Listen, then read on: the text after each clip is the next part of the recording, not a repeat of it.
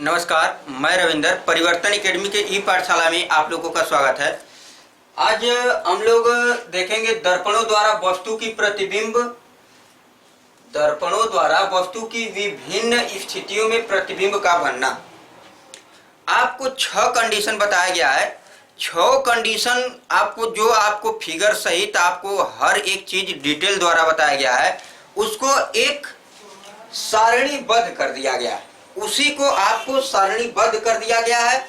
आप इसको पूरी सावधानी पूर्वक अच्छे तरीके से इस सारणी को आप बनाएंगे और ये परीक्षा की दृष्टि से 100% इसमें से 3 ठो या 2 ठो आपका क्वेश्चन पूछता है। ठीक है, यानी कि आपका पहला क्या है, ये दर्पण है। ठीक है, वस्तु की स्थिति है, प्रतिबिंब की स्थिति है, प्रतिबिंब की प्रकृति तथा आकार है, चित्रों की संख्या। ठीक है, 1 2 3 4 5 यानी 5 कंडीशन को जानेंगे।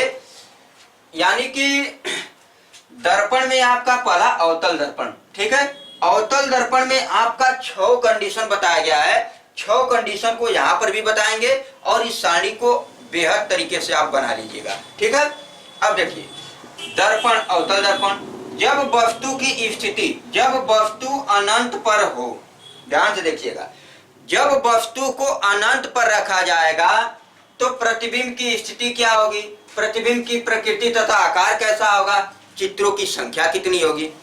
अब ध्यान से देखिए, जब वस्तु अनंत पर रखी होती है तो प्रतिबिंब की जो स्थिति होती है वो फोकस तल पे। ठीक है, किसमें, फोकस तल में। और प्रतिबिंब की प्रकृति तथा आकार क्या होता है, वास्तविक बनता है, उल्टा बनता तथा वस्तु से बहुत छोटा बनता है। अगर आपको वो फिगर पूरा टोटली अगर याद है तो आप इसको बनाने में कहीं आपको दिक्कत नहीं होने वाला है। इस सारणी को इसीलिए बनाया गया है कि अगर आपको वो चीज नहीं याद है तो इस सारणी को बनाइए, आप इसको अच्छे तरीके से नोट करिए और याद कर जाइए। ठीक है, यानी कि जब वस्तु को अनंत पर रखा जाता है तो प्रतिबिंब की स्थिति फोकस तल में और प्रतिबिंब की प्रकृति तथा आकार क्या है, वास्तविक बनेगा, उल्टा बनेगा तथा वस्तु से बहुत छोटा बनेगा। यानी कि जितनी वस्तु आपकी बड़ी रहेगी उससे आपका प्रतिबिंब जो होगा उस छोटा ही बनेगा। और चित्रों की संख्या कितनी होगी, 10। ठीक है, यानी कि जब वस्तु अनंत पर रखी जाएगी तो फोकस तल पे उसकी स्थिति प्रतिबिंब की होगी और आपको बताया गया कि उल्टा बनेगा, वास्तविक बनेगा और वस्तु से छोटा बनेगा और चित्रों की संख्या कितनी होगी, 10 होगी। ठीक है, ये याद करना। अब दूसरा देखिए, दूसरा अवतल दर्पण में हम लोग 6 कंडीशन को जान रहे हैं सबसे पहले। तो दूसरा क्या है, जब वक्रता केंद्र, जब वस्तु को वक्रता केंद्र तथा अनंत के बीच में, वक्रता केंद्र C तथा अनंत के बीच में, ठीक है, जब आप वस्तु को क्या करेंगे, वक्रता केंद्र तथा अनंत के बीच में रखेंगे तो क्या कंडीशन होगा, देख लीजिए, F तथा C के बीच में, यानी कि फोकस और वक्रता केंद्र के बीच में प्रतिबिंब की स्थिति होगी। कहां पे, फोकस और वक्रता केंद्र के बीच में। अब प्रतिबिंब कैसा बनेगा, देखिए, वास्तविक बनेगा, उल्टा बनेगा, वस्तु से छोटा बनेगा।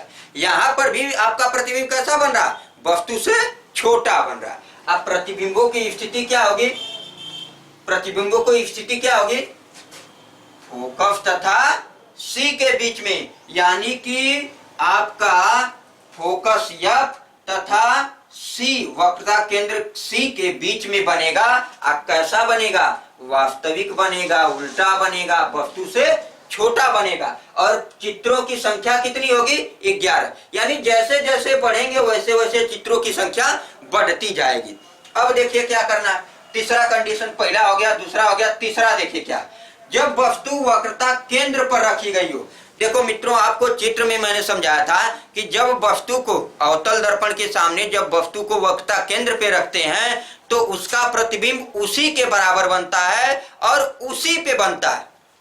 ठीक है, जब वस्तु को वक्रता केंद्र C पे रखते हैं तो उसका प्रतिबिंब उसी के बराबर बनता है और वक्रता केंद्र C पर ही बनता है। देख लीजिए, इसमें दिया होगा, जब वक्रता केंद्र C पे रखा जाता है तो प्रतिबिंब की स्थिति क्या है, वक्रता केंद्र C पर ही है अब क्या है, वास्तविक है, उल्टा है और वस्तु के बराबर, यानी जितनी वस्तु आपकी बड़ी है उतनी ही लंबाई का, उतनी ही दूरी का जो प्रतिबिंब बनेगा एकदम सेम वस्तु के लंबाई के बराबर होगा। यानी कि वास्तविक उल्टा आकार में बराबर, वास्तविक बनेगा, उल्टा बनेगा और वस्तु के बराबर। कब? जब वस्तु को किस पे, वक्रा केंद्र C पे रखा जाता है तो वस्तु का प्रतिबिंब वस्तु के बराबर का बनता है। मान लीजिए ये आपकी वस्तु है तो एकदम इसी वस्तु के बराबर आपका प्रतिबिंब इतना ही बड़ा बनेगा। और कहाँ पे बनेगा? जिस स्थान पे वस्तु रखी गई थी उसी स्थान पे बनेगा। यानी कि वक्ता केंद्र C पे रखी गई है तो C पर ही बनेगा। ठीक है, ये चीज कंडीशन था। अब देखिए क्या करना है, ये आपका C पर बनेगा। ठीक है, और चित्रों की संख्या क्या होगा? 12। ठीक है, चित्रों की संख्या कितनी? 12। जब वक्ता केंद्र पे रखा जाएगा तो आपके चित्रों की संख्या कितनी होगी? 12 होगी। ठीक है, अब आ जाइए चौथा कंडीशन। जब चौथा कंडीशन में है क्या, जब वस्तु को फोकस तथा C के बीच में, यानी कि आपको फोकस दूरी F और वक्ता केंद्र C के बीच में वस्तु को रखा जाता है तो कैसा प्रतिबिंब की स्थिति होती है? C तथा अनंत के बीच में, यानी वक्ता केंद्र C और अनंत के बीच में प्रतिबिंब बनता है। कैसा बनता है? अब ध्यान दीजिएगा, वास्तविक बनेगा। ऐसे करने का मतलब ऊपर वाला, ये वास्तविक बनेगा, उल्टा बनेगा, लेकिन वस्तु से बड़ा बनेगा। ठीक है, वस्तु से कैसा? बड़ा बनेगा। ठीक है, और चित्रों की संख्या कितनी है? 13। कितनी है? 13। अब देखिएगा, करा कि पांचवा कंडीशन, जब वस्तु को फोकस पे रखा जाता है। किस पे? फोकस पे। तो मित्रों बता दूं आपको कि जब वस्तु को आप फोकस पे रखते हैं ना, जब आप वस्तु को फोकस पे रखते हैं तो ये कंडीशन मैं आपको चित्रानुसार पूरा इसके पिछले वीडियो में पूरा डिटेल द्वारा आपको 6 कंडीशनों का चित्र सहित आपको बताया हूं। तो उसको सारणीबद्ध करके मैं यहाँ पे आपको एक डायरेक्शन की तरह आपको समझा दे रहा हूँ, यहाँ पे याद कर सकते हैं। अगर आपको ज्यादा से ज्यादा अगर मतलब आपको ज्यादा डिटेल से जानना है तो इससे पिछले वीडियो में आप देखिए, आपको 100% समझ में आएगा। उसको चित्रानुसार आपको बता दिया गया। यहाँ तो आपको बस इतना है कि इसको सारणीबद्ध करके आपको एक स्थान पे दे दिया गया। आप इसको लिख लीजिए। अगर उस चित्र को भी नहीं याद करते हैं तो आप इसको याद करिए, 100% क्वेश्चन फंस जाएगा। ठीक है, यानी कि जब वस्तु को F पर रखा जाता है, जब F पर रखेंगे यानी कि कहां पे? फोकस दूरी F पे, तो आपका कहां पे प्रतिबिंब? अनंत पर। यानी स्थिति कैसी? अनंत पर। कैसा? वास्तविक उल्टा तथा वस्तु से बहुत बड़ा। वस्तु से कितना? बहुत बड़ा प्रतिबिंब बनेगा। और प्रतिबिंबों की संख्या कितनी भैया? चित्रों की संख्या कितनी? 14। कितनी? 14 होगी, 14। अब देखो छठवां कंडीशन, तो आपको मैं बता दे रहा हूं कि छठवां कंडीशन में दिया है कि जब ध्रुव P तथा F के बीच में, यानी कि P और F के बीच में वस्तु को रखा जाता है तो वस्तु का जो प्रतिबिंब होता है वो दर्पण के दूसरी तरफ सीधा बनता है, वस्तु से बड़ा प्रतिबिंब बनता है और आभासी प्रतिबिंब बनता है। देख लीजिए, आपका जो P तथा F के बीच में रखा जाता है तो दर्पण के पीछे बनेगा और आभासी बनेगा, वस्तु से बड़ा बनेगा और सीधा बनेगा। और प्रतिबिंब की जो चित्रों की संख्या होगी, प्रतिबिंबों की संख्या होगी, वो कितनी? 15 होगी। कितनी? 15 होगी, 15 होगी। अब देखिए, ये तो आपका 6 कंडीशन जो था वो आपका अवतल दर्पण में था। लेकिन एक कंडीशन ध्यान से समझ लीजिए, यहाँ पे एक कंडीशन आपका जो उत्तल दर्पण का है, उत्तल दर्पण, यहाँ पे उत्तल दर्पण में वस्तु के प्रत्येक स्थिति के लिए, यानी कि आप वस्तु को कहीं पे रखिए। ठीक है, वस्तु को आप कहीं पे रखिए दर्पण के सामने, दर्पण के पीछे, दर्पण व फोकस के बीच में हमेशा आपका उत्तल दर्पण में, ये आप नोट करके रखिए कि आपका हमेशा जो है चित्र जो होगा वो दर्पण के पीछे ही बनेगा और दर्पण व फोकस के बीच, यानी कि P और F के बीच में हमेशा बनेगा। इसके कहने का मतलब ये है कि आपका यहाँ पे अगर आप देखिए ध्यान से, अगर ये आपका उत्तल दर्पण है, ठीक है, आप वस्तु को इधर कहीं रखते हैं तो इसका जो ही आपका प्रतिबिंब आप बनाएंगे, ठीक है, तो आपका जो प्रतिबिंब बनेगा ना वो आपका क्या होगा, P और F के बीच में हमेशा बनेगा, P और F के बीच में। और ये आपका जो उत्तल दर्पण है, उत्तल दर्पण के P और F के बीच में ही बनेगा। ये कंडीशन आपको 100% पता रहना चाहिए कि आपका जो भी वो चित्र बनेगा P और F के बीच में बनेगा। किस वाले कंडीशन में, उत्तल दर्पण के कंडीशन में। यानी कि अवतल दर्पण के तो कंडीशन 6 होते, लेकिन उत्तल दर्पण में आपको पता हो गया होगा कि जो भी वस्तु कहीं भी रखिए उसकी जो आपकी क्या होगी स्थिति, दर्पण के पीछे, दर्पण व फोकस के बीच में बनेगा। हमेशा कहीं पे वस्तु को रखिए, हमेशा P और F के बीच में बनेगा। और आभासी बनेगा, सीधा बनेगा तथा वस्तु से छोटा बनेगा। ठीक है, आभासी बनेगा, सीधा बनेगा, लेकिन हमेशा वस्तु से क्या होगा, छोटा ही बनेगा। कैसा, छोटा ही बनेगा। किसमें, उत्तल दर्पण के कंडीशन में। और आपका कंडीशन कितना, 16, यानी कि चित्रों की जो संख्या होगी वो कितनी होगी, 16। कितनी, 16 होगी। तो अब यहाँ पे मैं बता दे रहा हूं परीक्षा के दृष्टि से कौन इंपॉर्टेंट है। देखिए आपका एक तीसरा वाला नोट करके रे, स्टार लगा के रखिए इसको। ये तीसरा वाला कि वक्ता केंद्र C पर, यानी वस्तु को वक्ता केंद्र C पर रखेंगे तो कैसा प्रतिबिंब बनेगा, कहां पे बनेगा, चित्रों की संख्या कितनी होगी, ये नोट करके रखिए इसको। अब जो है 5वां और 6वां, ये भी स्टार लगा के रखिए इन दोनों को। ठीक है, 5वां और 6वां, यानी तीसरा, 5वां और 6वां परीक्षा के दृष्टि से बहुत ही इंपॉर्टेंट है। आपका परीक्षा के दृष्टि से बहुत ही इंपॉर्टेंट है। ये आप तीसरा, 5वां और 6वां पूरे कंडीशनों को आप 3, 5 और 6 को पूरा एकदम अच्छे तरीके से जान लीजिएगा। लेकिन आपको मैं बता रहा हूं ज्यादा बड़ा भी नहीं है, आप पूरे कंडीशनों को जानते रहिए, क्योंकि नॉलेज के थ्रू आपको आगे चल के मिलेगा। तो आप क्या करेंगे, भूल जाएंगे तो दिक्कत होगी आपको। यानी 100% आपको एक सारणीबद्ध करके दे दिया गया है, तो आप पूरे को जानिए। लेकिन परीक्षा की दृष्टि से मैं 3 ठो बताया हूं, इन तीनों में से कोई जरूर एक ठो आता है यूपी बोर्ड के हाई स्कूल के पेपर में। ठीक है, और ये जो आपका उत्तल दर्पण वाला कंडीशन है, उत्तल दर्पण वाला कंडीशन मैं बता रहा हूं मित्रों, ये आपका परीक्षा में नहीं पूछता है। क्या करता है, नहीं पूछता है। बस आपका 6 कंडीशनों में से आपका अवतल दर्पण में से ही पूछ लेता है पेपर में। ठीक है, आपका उत्तल दर्पण में क्यों नहीं पूछता है, क्योंकि आप जानते हैं कि कोई भी आप वस्तु कहीं पे रखिए P और F के बीच में बनेगा और हमेशा दर्पण के पीछे बनेगा और वस्तु से छोटा बनेगा प्रतिबिंब। ये हर कंडीशनों में है। इसके 6 कंडीशन नहीं है, इसके आप एक ही कंडीशन जान गए। यानी हर एक वस्तु को कहीं पे रखिए, उसका एक ही कंडीशन है कि वस्तु से आपका क्या होगा, छोटा बनेगा प्रतिबिंब, दर्पण के पीछे बनेगा, आभासी बनेगा, सीधा बनेगा। ठीक है, लेकिन ये 6 कंडीशनों जो आपका था ये बहुत ही इंपॉर्टेंट था। क्या था, बहुत ही इंपॉर्टेंट। ठीक है, तो ये चीज आपका था। ठीक है, तो ये चीज आप नोट कर लीजिएगा अच्छे तरीके से। आप क्या कर लीजिएगा, अच्छे तरीके से नोट कर लीजिएगा। आपका ये जो कंडीशन था आपको अच्छे तरीके से समझा दिया गया है और आपको फिगर सहित आपको अगले पिछले वीडियो में आपको बताया गया है।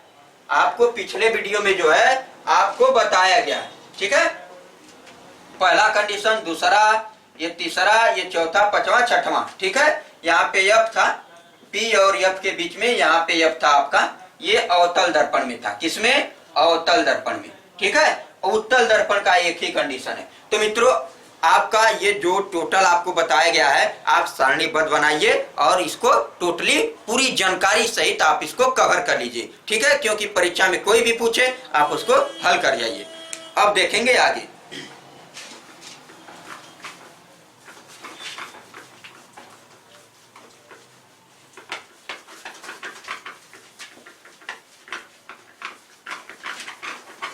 अब इसके आगे जो पढ़ेंगे चिन्ह परिपाटी।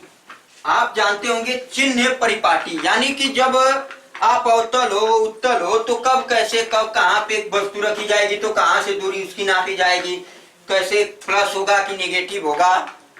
आपको मैं बता दे रहा हूं इस वीडियो में कि जो मैं चिन्ह परिपाटी बताने जा रहा हूं, हेडिंग डाल रहा हूं आपका, दूरियां नापने की निर्देशांक ज्यामिति यानी चिन्ह परिपाटी। दूरियां नापने की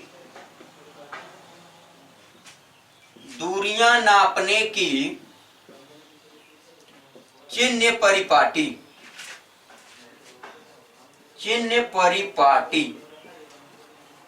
ठीक है, ये है आपका दूरियां नापने की चिन्ह परिपाटी।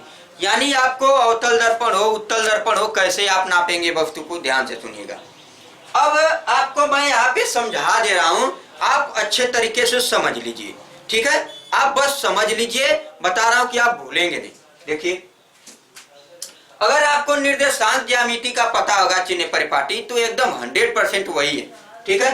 देखिए यहाँ पे अवतल दर्पण है, अवतल दर्पण में एक मुख्य अक्ष बनाएंगे, ध्यान से देखिएगा, एक मुख्य अक्ष बनाए, ठीक है। ये आपका P है, यहाँ पे F है, यहाँ पे C है, ठीक है। इधर भी होगा आपका, यहाँ पे 1 1 मान लेते हैं, क्या दिक्कत है, यहाँ पे F2, यहाँ पे C2, ठीक है, कोई दिक्कत नहीं। अब देखिएगा, ये आपका मुख्य अक्ष है, तो करेंगे क्या है, आप ध्यान से सुनिएगा, वस्तु को हमेशा क्या, वस्तु को हमेशा दर्पण के ध्रुव से बाएं ओर रखते हैं, हमेशा वस्तु को दर्पण के ध्रुव से बाएं तरफ, यानी हमेशा कोई भी वस्तु रखेंगे तो आप इस साइड रखेंगे, इस साइड रखेंगे, इस साइड रखेंगे, ठीक है। हमेशा किसी वस्तु को आपको रखना होगा तो दर्पण के ध्रुव से बाएं तरफ रखेंगे, ठीक है। अब देखिएगा, अब आप कहेंगे सर इसमें तो आप चिन्ह बताने की बात की है, तो आप जानते होंगे कि आप इस मूल, ये आपका जो ध्रुव है P, यही आपका क्या है, मूल बिंदु, जो ध्रुव है आपका यही, इसको क्या मानेंगे, मूल बिंदु।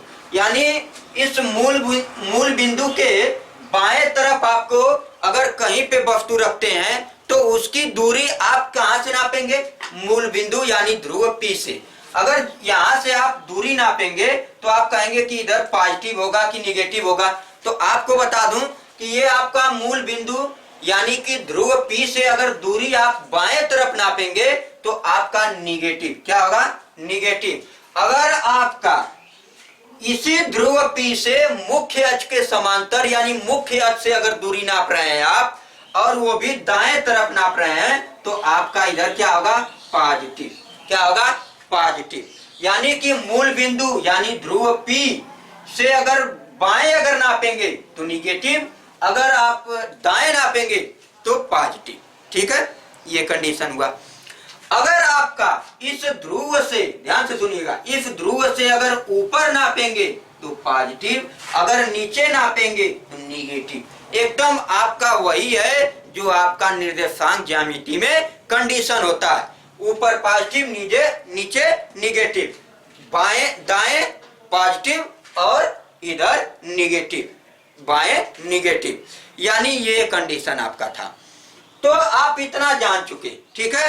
और एक कंडीशन मैं आपको बता दूं कि अगर कभी भी आपको वस्तु रखना होगा तो इस दर्पण के ध्रुव से बाएं तरफ ही रखेंगे, कहां पे, बाएं तरफ, किधर, बाएं तरफ रखेंगे, ठीक है। यानी कि बाएं तरफ अगर आप वस्तु को रखेंगे तो उसका प्रतिबिंब कहीं पे बने उससे आपको मतलब नहीं है, वो तो आपको बताया ही गया है। लेकिन यहाँ पे दूरी और चिन्ह की बात की गई है, तो दर्पण के ध्रुव अगर बाएं तो निगेटिव में, अगर दर्पण के ध्रुव इधर दाएं तो पॉजिटिव में, ऊपर पॉजिटिव नीचे निगेटिव, ये चीज है आपको, ठीक है।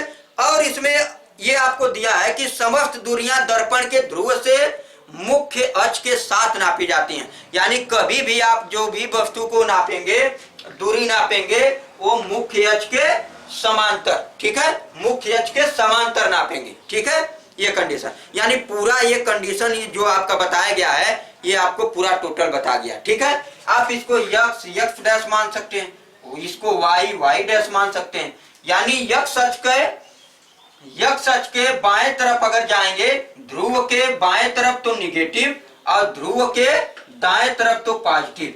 ठीक है, यही कंडीशन था। तो आपको मित्रों इतना जानने की बात यह थी कि आप 100% जान चुके होंगे चिन्ह परिपाटी में कि आप वस्तु को किधर रखेंगे। हमेशा आप वस्तु को किधर रखेंगे, हमेशा वस्तु को क्या करेंगे, बाएं तरफ रखेंगे। ठीक है, किधर रखेंगे, बाएं तरफ रखेंगे। इतना करने के बाद अब इतना, ये पहला कंडीशन, वस्तु को किधर रखना है, बाएं तरफ रखना है। ठीक है, और जो भी समस्त दूरियां नापना है वो दर्पण के ध्रुव से, कहां से, दर्पण के ध्रुव से और मुख्य अक्ष के समांतर, दर्पण के ध्रुव P तथा मुख्य अक्ष के समांतर नापेंगे। ठीक है, यहाँ पे बस मैं आपको समझा दे रहा हूं, आप समझ लीजिएगा। तीसरा कंडीशन, जब आप मूल बिंदु यानी ध्रुव P से ऊपर अगर आप दूरी नापते हैं तो पॉजिटिव यानी धनात्मक होगा, और इस मूल बिंदु से नीचे यानी ध्रुव से नीचे नापेंगे तो ऋणात्मक होगा। अगर इससे आप बाएं दाएं नापते हैं तो पॉजिटिव होगा, और बाएं नापते हैं तो निगेटिव होगा। तो आज इतना ही मित्रों, आपका पूरा टोटल ये बता दिया गया।